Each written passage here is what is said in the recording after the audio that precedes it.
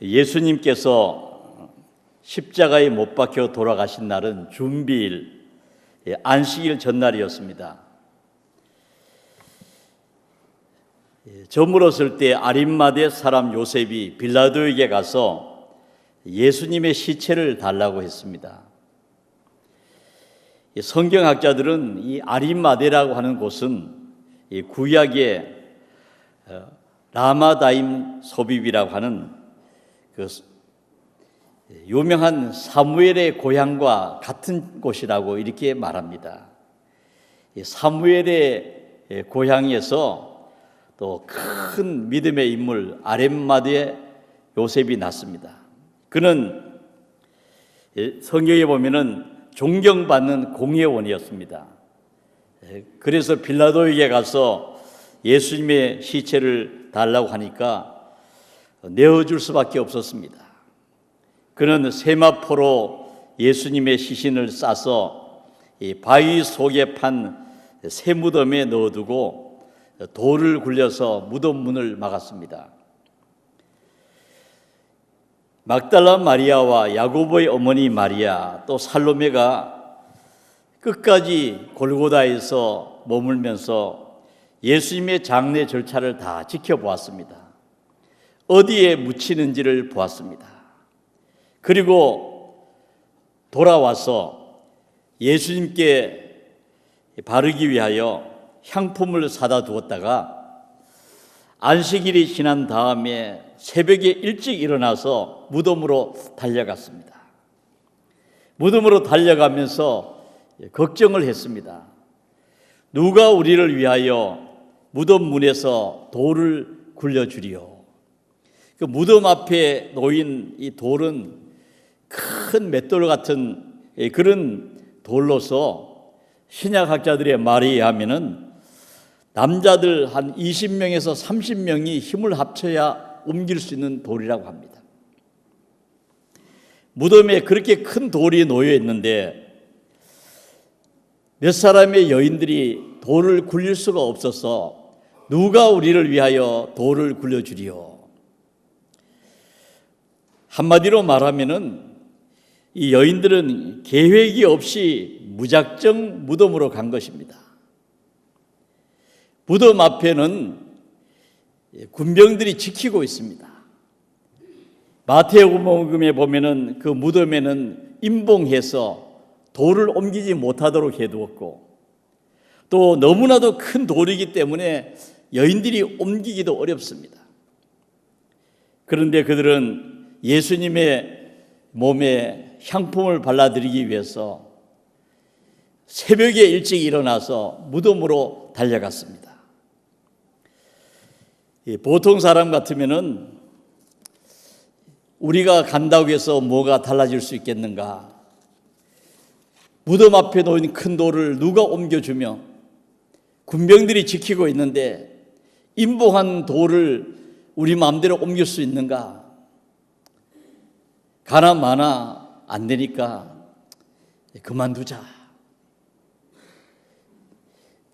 가봤자 아무 소용이 없는데 차라리 나중에 한번 가보더라도 지금은 가봐도 소용이 없다. 그리고 포기할 수밖에 없습니다.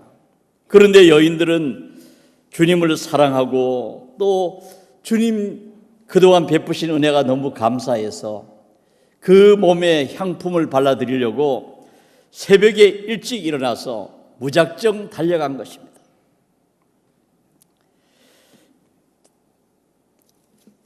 그런데 가보니까 놀라운 일이 생겼습니다. 무덤에 돌이 굴려져 버렸습니다. 천사가 그 돌을 굴려버렸고 또 군병들은 너무 놀라서 다 도망가 버렸습니다. 그래서 여인들은 무덤 안으로 바로 들어갈 수가 있었습니다. 믿음이 뭐냐 할 때 믿음은 믿고 가는 것입니다. 해결되고 난 다음에 가는 것이 아니라 믿음으로 먼저 출발하는 것입니다. 동방의 박사들이 유다의 왕으로 탄생하신 그 아기 예수님을 만나기 위해서 출발했습니다. 별을 보고 출발했는데 이 별이라고 하는 것은 보일 때도 있고 안 보일 때도 있습니다. 비가 오면 안 보이고 흐려도 안 보이고 별이 보이지 않는 날들이 있습니다. 별을 보고 어떻게 찾아가느냐? 나중에 태어났다고 하는 탄생의 소식을 들으면 그때 가면 되지 않겠느냐? 그러나 동방의 박사들은 믿음으로 출발해서 마침내 예수님의 탄생을 보고 또 엎드려 경배하는 그런 성경에 기록된 인물이 되었습니다. 우리는 믿고 가면은 해결될 줄로 믿습니다. 믿음이 먼저입니다. 예수님께서 누가복음 17장에 보면은 10명의 나 환자들을 만나셨죠. 나 환자들이 소리를 높여서 예수 선생님이여 우리를 불쌍히 여기소서. 예수님께서 그들을 보시고 가서 제사장들에게 너희 몸을 보이라. 제사장에게 몸을 보이는 때는 완치됐을 때 보여주는 것입니다. 그러면 제사장이 완치됐다 선언하면 그때부터 그 자유롭게 살 수가 있어요. 그런데 아직도 낫지 않았습니다. 그런데 예수님께서는 가서 제사장에게 보이라. 누가복음 17장 14절에 보면은 그들이 가다가 깨끗함을 받았다. 그렇게 말씀하고 있습니다. 예수님의 말씀에 순종해서 가다 보니까 나아버렸습니다. 여러분, 우리가 이 세상을 살아가면서 뭐 다 해결되고 조건이 좋아지고 뭐 아무 문제 없을 때 그렇게 사는 것은 믿음이 아닙니다. 다 잘 되면은 형편이 좋으면 그때 잘 믿겠다. 시간이 많이 나면 봉사하겠다. 해결되면은 열심히 하겠다. 그것이 아닙니다. 믿음으로 하다 보면은 문제가 다 해결되는 줄로 믿습니다. 큰 돌이 놓여 있었지만은 여인들은 믿고 갔더니 돌이 굴러가 버리고 그리고 그 무덤 안으로 들어갈 수가 있었습니다. 천사가 말합니다. 놀라지 말라. 너희가 십자가에 못 박히신 나사렛 예수를 찾는구나. 이 천사는 여인들이 왜 왔는지를 다 알고 있습니다. 그가 살아나셨고 여기 계시지 아니하니라.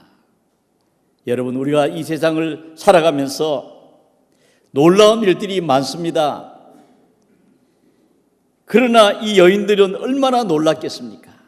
무덤에 돌이 굴러져 가 있고 천사를 만났습니다.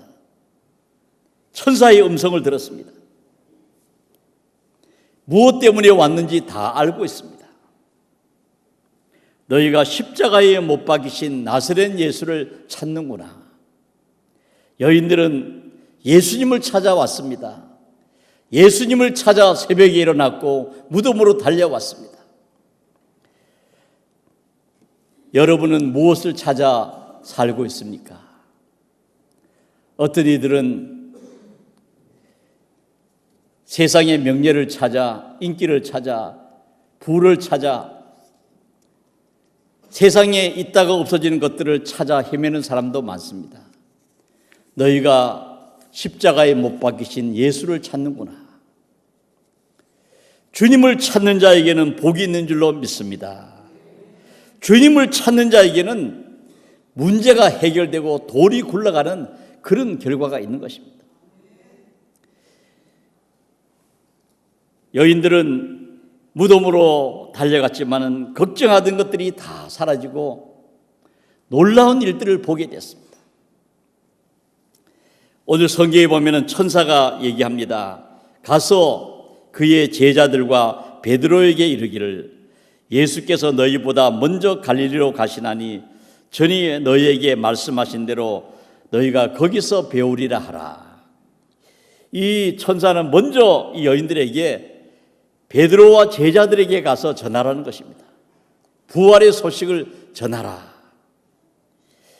베드로와 제자들은 어떤 사람입니까? 예수님을 잘 아는 사람들입니다. 3년 동안 함께 있었죠.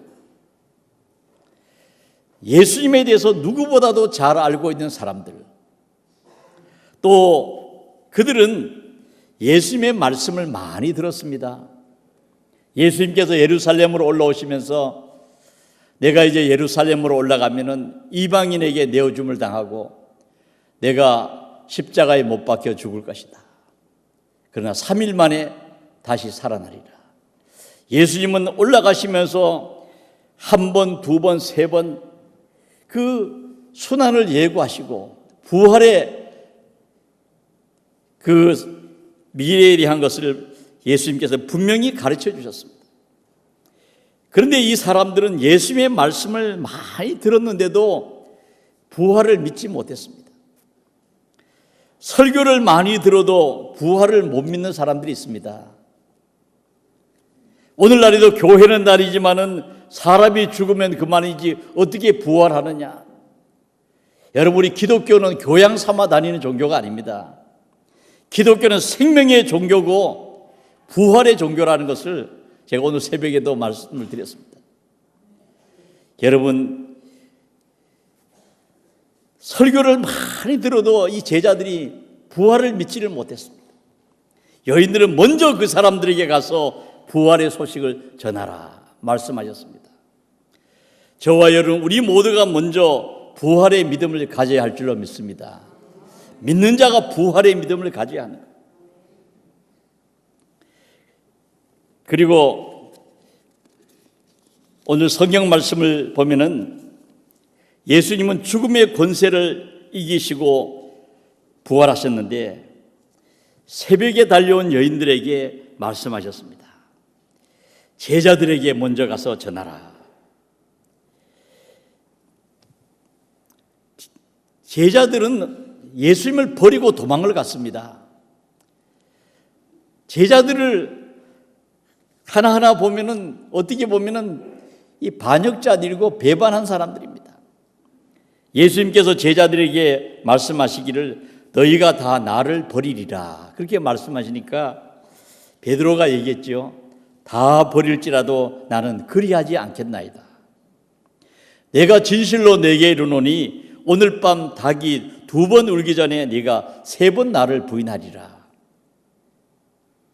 베드로는 또 힘있게 마가복음 14장 31절에 보면은 내가 주와 함께 죽을지언정 주를 부인하지 않겠나이다.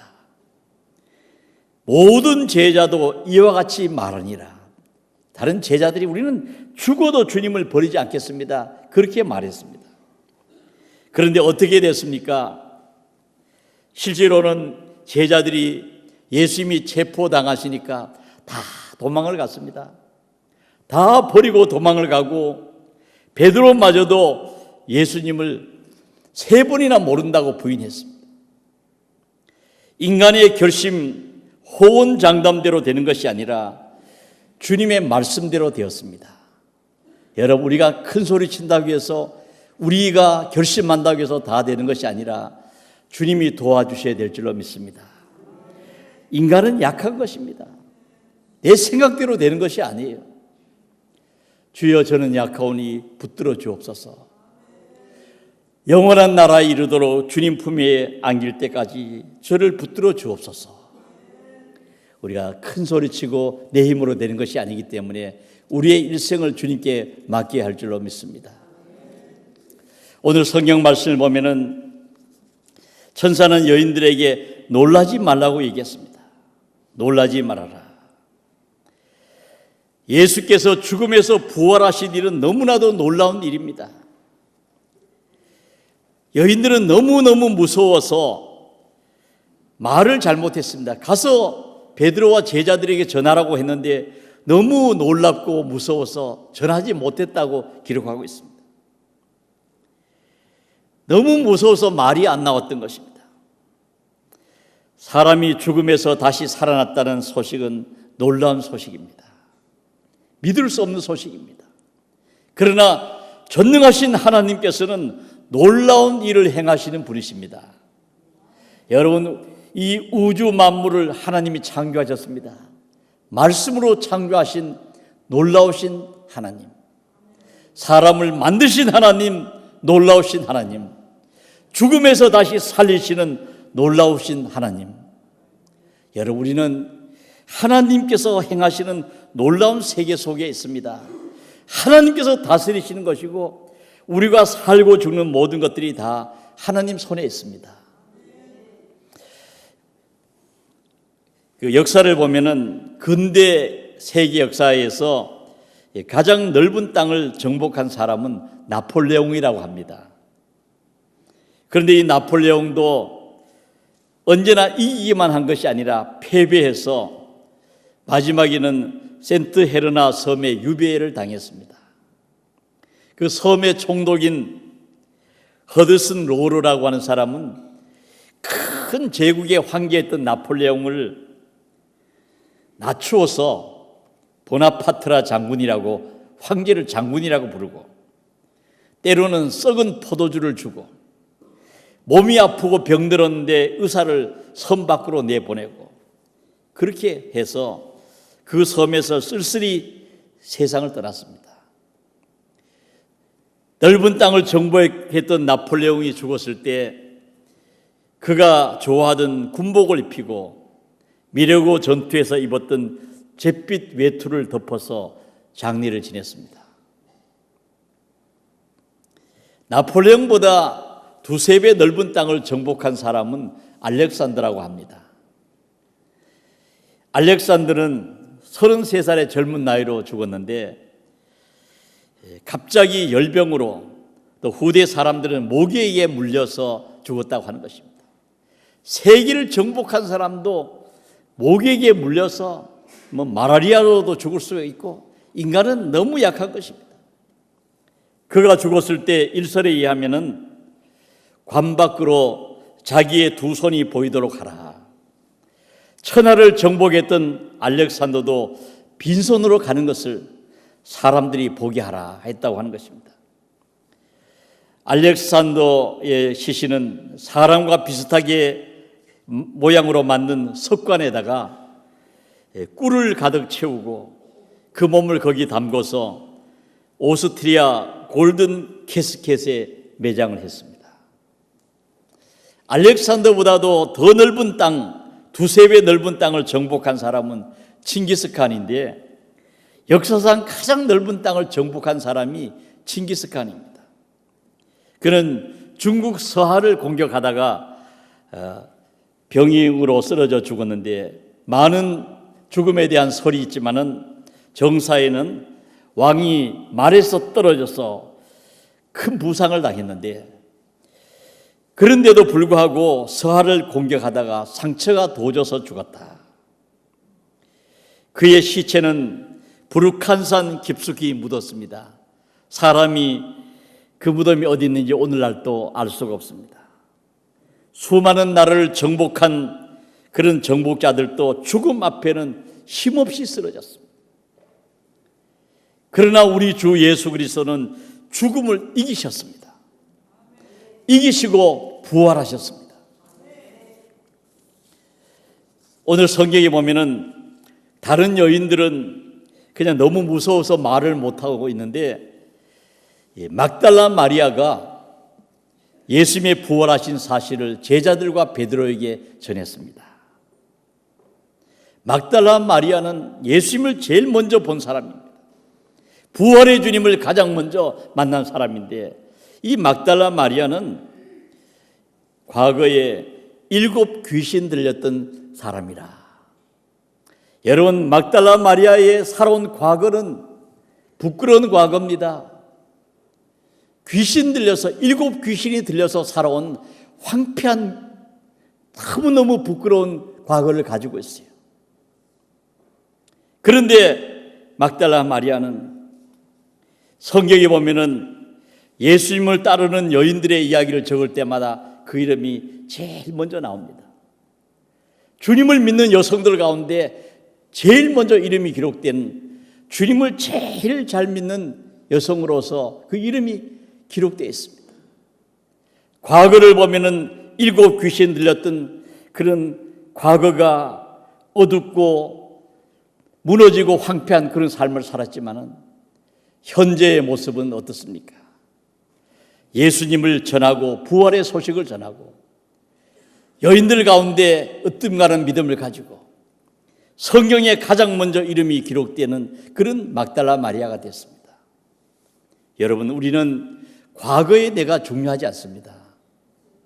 과거에 내가 어떻게 살았느냐 하는 것보다 더 중요한 것은 오늘 내가 어떻게 사느냐.